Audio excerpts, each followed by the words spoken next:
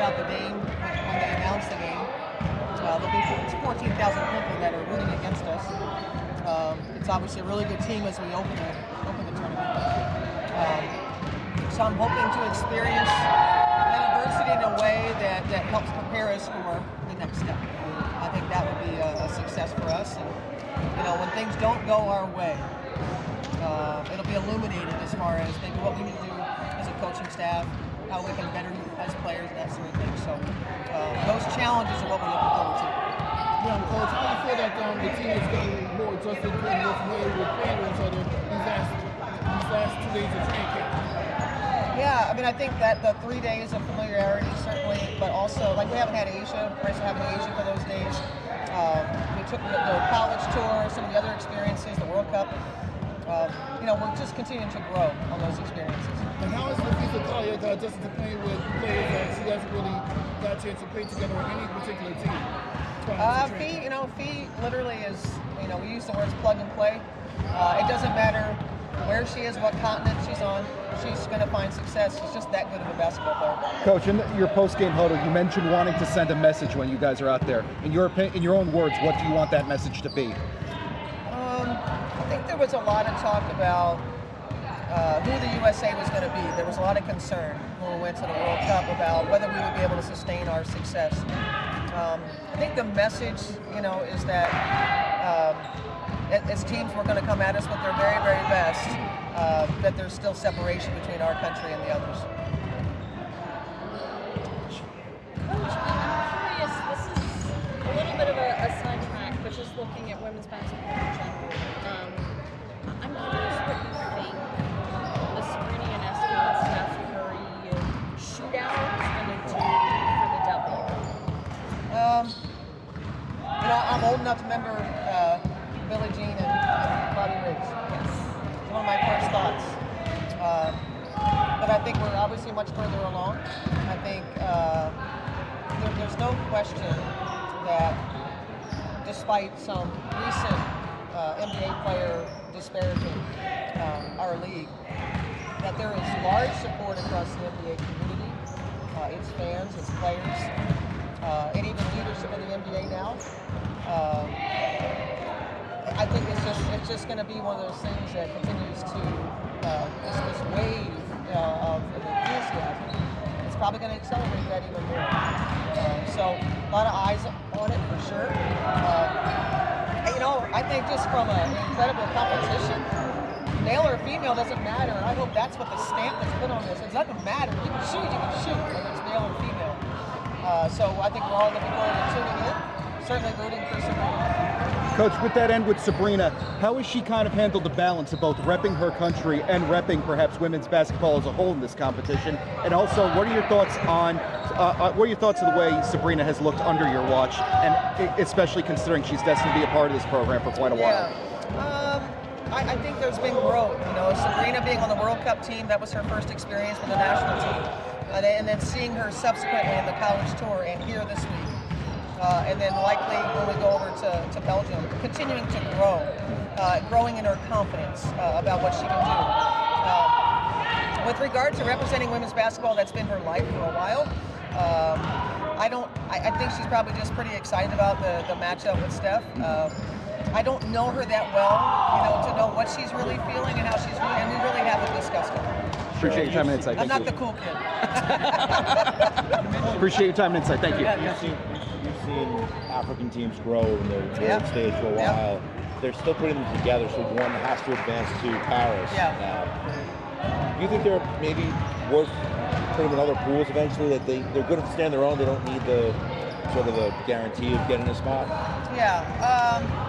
I think that's been something, if you look at FIBA, that they're trying to do is grow other countries, right? And so I think Africa is a very good example of the benefits of what's happening.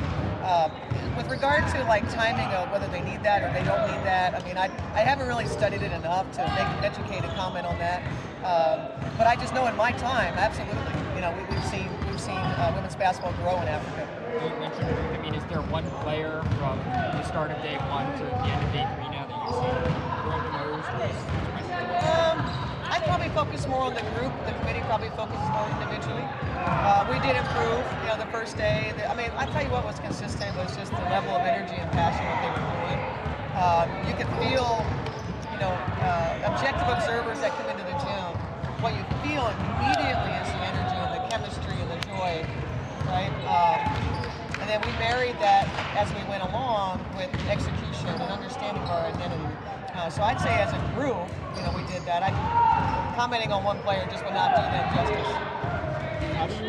Billie Jean King, Bobby Riggs. Yeah. I'm just curious, in 2024, a lot of time has passed. Sure has. What would you say, I guess, makes this different this time around? I think, women have come a longer way in society, right? We've always known we're badasses, but, it's the men in the positions of leadership that are starting to understand women's value. Women are understanding their own value. We're seeing that in the WNBA as they are standing up for themselves, accepting a lot less than what we've accepted in the past. Meaning, we're not putting up with the stuff, we're calling things out. So that's a big, big difference. At that time, the marginalization of women and opportunities in women's sports was like next to nothing. Look at the issues back then to get sponsorships. You couldn't be, an out, gay athlete at that time. And so I just think there's just so much as a society we've grown. Though it's been painstaking growth, and we still have far to go. I think that's probably the fundamental difference as someone that was, aware back then of the marginalization, the extent of it, to now. The sexism was real. Sexism is still real, as we saw, recent comments from an NBA player. That still exists and runs rampant, but it just feels like there's as a society, there's a bit of a sea change in how we're seeing women in the value. How do you approach developing team chemistry and fostering a strong sense of camaraderie, knowing that these women are like strong competitors and are always going at each other? Yeah, and they do a great job of it. I think at the core of it is you have to have good people. So the core of who a person is. You get somebody that doesn't necessarily view their teammates as valuable, or that it's all about themselves, it's not a fit for USA basketball. So I think it's, that's the core of it. And then I think we work really, really hard to celebrate one another's successes. You have to give it yourself to do that, right? Because you're trying to make the team, and the person next to you might be the one that makes it and not you. So how do you work with that one? USA basketball has been exceptional through the years. It has been a staple ingredient to our success. And there were many, many great players before this group that have established a culture that we stand on. And we just continue to understand that that's a big reason why we're successful. Coach, apologies if you've been asked this at any point in the week, but what has having Brittney Griner back in the lineup have done for just the morale of this program? Yeah, certainly in November that was the first time having her back in the national team, and you could really feel that. I think this time was a little more we were further from the situation. It was her second time being back, so there's a little more comfortability.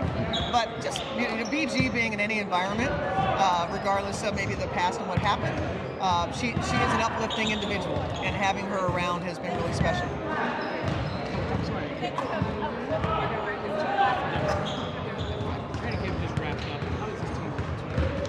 Well, this team looks like they're ready to compete for sure. I think there are nuances to what we're doing. Coaches were never happy. So I think, we probably have a pretty long list of things we want to get better at, but that's to be expected. And we'll still be saying that all the way through parents. But I think as far as their attention to detail, their work ethic, their commitment to how we're playing defensively, that's been big. And then offensively, I think it's, you got a bunch of great players that maybe do different things for their WNBA teams, and they got to come here and they got to go, okay, what do I do? There are some players that you say, keep doing what you do. If you're an MVP in our league, you should probably still try to be an MVP here. Other players might have to give up themselves and maybe turn down some shot you take from your team. So those, trying to work on those moments where you identify what's needed and maybe that you can pass on. That's what this group is figuring out.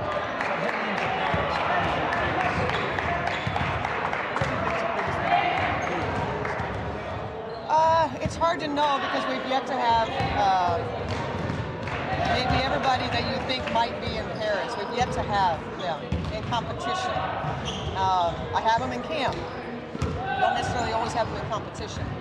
And so I don't know yet as we play some of the best teams. We go over to Belgium and play really good teams competing for the Olympics. I'll know more after we go through that as teams really ramp up their intensity and compete and try to be in Paris with us. Yep. Appreciate your time, Coach. Thank you. Yep.